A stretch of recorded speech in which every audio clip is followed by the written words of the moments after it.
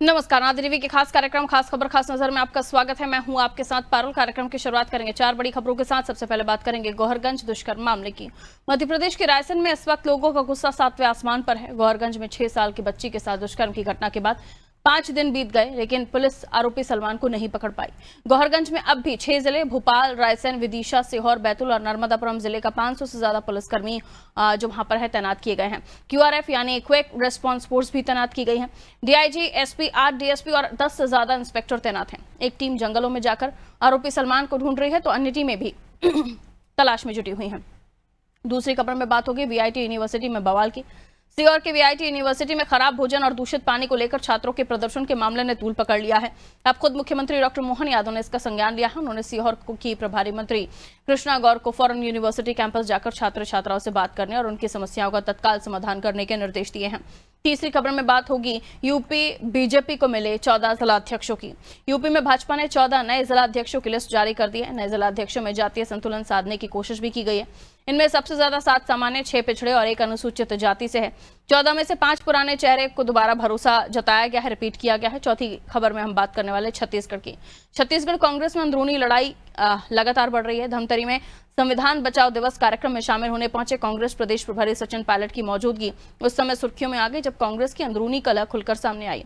दरअसल एक कांग्रेसी नेता देवेंद्र अजमानी ने धमतरी कांग्रेस जिलाध्यक्ष को खुलेआम टिकट बेचने वाला दलाल कह दिया। इसके साथ ही हाथापाई तक बात पहुंच गई।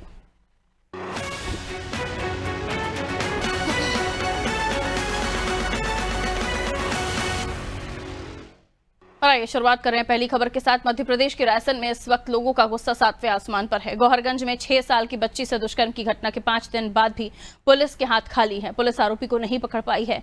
वहीं पीड़ित बिटिया भोपाल एम्स में जिंदगी और मौत की जंग लड़ रही है। बेटे को न्याय दिलाने के लिए महिला के साथ साथ हिंदू संगठन और स्थानीय लोगों ने गौहरगंज थाने के बाहर जोरदार प्रदर्शन किया। प्रदर्शनकारी महिलाओं ने आरोपी के एनकाउंटर की मांग की है। बुधवार को गौहरगंज में बड़ा प्रदर्शन हुआ। देश भर से हजारों लोग इकट्ठा हुए। उन्होंने चेतावनी दी कि 5 दिन के अंदर यदि सलमान को पुलिस ने नहीं पकड़ा तो उग्र प्रदर्शन किया जाएगा। धरने के बाद ही यहां पर पुलिस ने लाठीचार्ज किया और लाठीचार्ज के बाद पथराव हो गया। जवाब में आंसू गैस के गोले छोड़े गए। पुलिस ने स्थिति को कंट्रोल किया। गौहरगंज में अब भी 6 जिले भोपाल, रायसेन, विदिशा, सीहोर, बैतूल और नर्मदापुरम जिले से 500 से ज्यादा पुलिसकर्मी तैनात हैं। QRF यानी क्विक रिस्पांस फोर्स को भी तैनात किया गया है। DIG, SP, 8 DSP और 10 से ज्यादा इंस्पेक्टर भी तैनात हैं। एक टीम जंगलों में जाकर आरोपी सलमान को ढूंढ रही है। अन्य टीमें भी तलाश में जुटी हुई हैं। घटना के विरोध में मंडीदीप, बिदुल्लागंज, गौहरगंज शहर 4 दिनों तक पूरी तरह बंद रहा। नर्मदापुरम रेंज के DIG प्रशांत खरे ने आरोपी सलमान पर 30,000 रुपए का इनाम भी घोषित किया है। 300 से ज्यादा पुलिसकर्मी, 20 विशेष टीमें जंगलों शहरों में सर्चिंग कर रही हैं। DIG का कहना है कि आरोपी को जल्द गिरफ्तार किया जाएगा। फिलहाल यहाँ स्थिति कंट्रोल में है और बाजार भी काफी हद तक खुल गए हैं, लेकिन प्रदर्शनकारियों का कहना है कि अगर पुलिस जल्द गिरफ्तार नहीं करती तो आंदोलन और उग्र होगा। तो 6 साल की मासूम के साथ दुष्कर्म का मामला, उसके बाद लगातार बिगड़ते हालात, लोगों का गुस्सा बढ़ रहा है। अमित हमारे सहयोगी हमारे साथ जुड़ रहे हैं। अभी ताजा हालात क्या है वो जानकारी ले लेते हैं। अमित, इस वक्त क्या ताजा हालात बने हुए हैं? पुलिस फोर्स तैनात है, छावनी में तब्दील किया गया है एरिया को, ऐसा भी लग रहा है, क्योंकि तमाम थानों की पुलिस वहां पर है, क्विक रिस्पांस टीमें वहां पर हैं और तमाम जो थाने में काम करने वाला और भी अधिकारी हैं उनको भी वहां तैनात किया गया है। लेकिन उसके बावजूद भी तमाम प्रयासों के बाद 30,000 का इनाम भी घोषित कर दिया। आरोपी पकड़ से बाहर है। हालांकि कुछ सोशल मीडिया पोस्ट में देख रही थी तो उसमें आरोपी की पिक्चर दिखाई दे रही थी कि कहीं से वो सिगरेट बीड़ी खरीद कर निकल रहा था। ऐसा कुछ है क्या? जी पारुल, मैं बता दूं कि 21 नवंबर की यह घटना है और उसके बाद से ही क्षेत्र में तनाव का माहौल बना हुआ था। अभी बुधवार के रोज जो है हिंदू संगठन की जन आक्रोश रैली हुई। उसके बाद में जो कुछ उपद्रवी तत्व थे उन्होंने पत्थरबाजी की, पुलिस के साथ उनकी झड़प हुई। पुलिस ने हल्का बल प्रयोग करते हुए, लाठीचार्ज करते हुए उनको खदेड़ा भी। उसके बाद से स्थिति सामान्य है। अभी मैं इस समय खड़ा हूँ गौहरगंज थाना परिसर में और आप मेरे पीछे देखेंगे गौहरगंज थाना जो परिसर है वो पूरी तरह से खाली है। यहाँ पे जो जांच दल के अधिकारी हैं वो बैठे हुए हैं। बाकी जो जांच दल है जगह जगह ढूंढ रहा है अपराधी को और बहुत भारी संख्या में यहाँ पुलिस बल भी है, वज्र के वाहन भी खड़े हुए हैं। और हम अंदर चल के देखेंगे कि क्या स्थिति है यहाँ पर। हम जानकारी भी कुछ अधिकारी हैं इनसे पूछते हैं कि किस तरह की उनकी व्यवस्था अभी चल रही है, क्या जानकारी वो दे सकते हैं यहाँ पे। और मैं आप देखेंगे थाने के अंदर जो है सारे अधिकारी और ये कर्मचारी काम में लगे हुए हैं और वो सारे सबके सब जो है इस समय हमारे साथ थाना प्रभारी इस समय है और गौहरगंज थाना प्रभारी से हम बात करने की कोशिश करेंगे। सर गौहरगंज थाना प्रभारी हमारे साथ में, हम 2 मिनट से बात। सर किस तरह की जांच अभी चल रही है, क्या स्थिति बन रही है? सर नहीं, 1 मिनट लगा है। गौहरगंज थाना प्रभारी तांडेकर साहब हमारे साथ में है, हम उनसे बात करने की कोशिश करेंगे कि किस तरह की क्या है। अभी बहुत सारा पुलिस बल यहाँ पे लगा हुआ है, सब बजे की गाड़ियां खड़ी हुई हैं, 20 से ज्यादा टीमें यहाँ पे ढूंढ रही हैं उस अपराधी को। और पिछले 5 दिनों से लगातार पुलिस जो है ताबड़तोड़ सर्च अभियान चलाए हुए, जंगलों में भी जो है सर्च कर रही है, ड्रोन के माध्यम से भी जंगल में सर्च कर रही है, जहां जहां से इंटेल मिल रहा है वहां वहां जाके भी पुलिस तलाश कर रही है। और जो वीडियो दिखाए गए हैं पहले, अभी की बीड़ी सिगरेट कहीं से खरीद रहा है, वो वीडियो जो है पुराने वीडियो हैं, और एक घटना के पहले का और एक घटना के बाद का वीडियो है, जिसमें वो बीड़ी वाली दुकान से भागता हुआ नजर आया। हमारे साथ थाना प्रभारी गौहरगंज, हम उनसे बात करेंगे। सर किस तरह की जांच अभी चल रही है, क्या क्या स्थिति बनी हुई? आरोपी को पकड़ने का और अलग अलग टीमें अलग अलग काम कर रही हैं। जो तथ्य मिल रहा है हर पॉइंट को क्लियर कर रहे हैं। जो आम जनता को जो इसको आरोपी को पकड़वाने के लिए जो इनाम की घोषणा की गई है, और हर नागरिक से यही अपेक्षा की जा रही है कि अपनी औपचारिकता मात्र विरोध प्रदर्शन की औपचारिकता पूर्ण न करते हुए उसे पकड़ने का भी प्रयास करने की अपील है। सर कैसी स्थिति है शहर के अंदर? आज गौहरगंज में कल जैसे उपद्रव हुआ, आज क्या स्थिति? अभी स्थिति बिल्कुल सामान्य है और सभी मार्केट खुला हुआ है, सभी दुकानें खुली हुई है। जैसे कि टीआई साहब ने बताया कि अभी स्थिति मार्केट की बिल्कुल सामान्य है, दुकानें खुली हुई हैं, मार्केट पूरा खुला हुआ है, और स्थानीय जो पुलिस बल है वो पूरी तरह से सर्च ऑपरेशन में लगा हुआ है, और यहाँ पे जो है स्थिति पूरी तरह से सामान्य बताई जा रही है।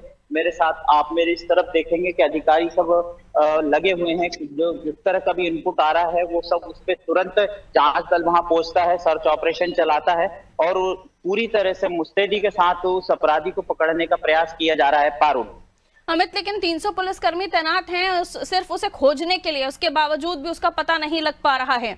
144 घंटे बीत चुके हैं, आखिर क्यों पुलिस के हाथ अभी भी खाली हैं? क्या पुलिस के सोर्सेस कमजोर हैं? क्या पुलिस को इनपुट स्ट्रांग नहीं मिल रहा है? ये तमाम सवाल खड़े हो जाते हैं अगर इतनी समय बाद भी जो है आरोपी आखिर कहाँ गुम गया? आरोपी कहीं आसमान निकल गया, जमीन खा गई, क्या हुआ?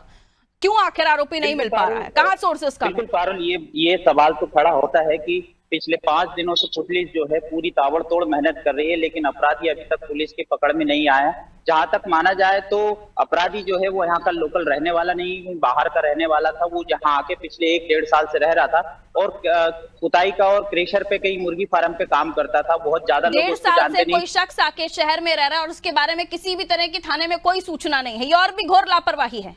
इससे भी बड़ी घटना और भी घटनाएं यहाँ पर हो सकती थी। ये तो घिनौनी घटना हुई है जो आरोपी ने अंजाम दिया है, लेकिन इस तरह का ढिलाई वाला रवैया, लापरवाही वाला रवैया अगर इस क्षेत्र की पुलिस का है तो ऐसे तो गलत मंसूबे रखने वाले लोग, आतंकवादी या देश को नुकसान पहुंचाने वाले लोग 1.5 साल से यहाँ पर अगर रह रहे हो तो पता ही ना चले पुलिस को, तो क्योंकि उनके पास तो कोई इनपुट रहता ही नहीं है। ये घोर लापरवाही भरा रवैया है पुलिस प्रशासन का।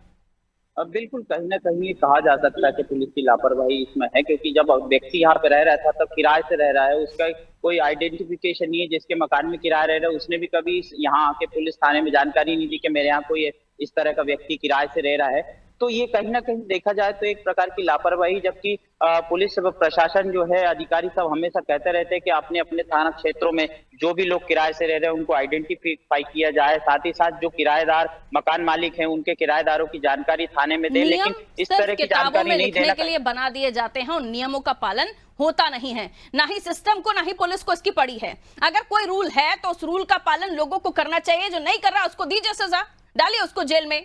क्यों आखिर ऐसी लापरवाही कैसे हो गई? अब एक आरोपी को पूरी की पूरी पुलिस ढूंढ रही है, पूरा का पूरा सिस्टम ढूंढ रहा है, एक आरोपी नहीं पकड़ा जा रहा है। ये सबसे ज्यादा शर्मनाक बात है।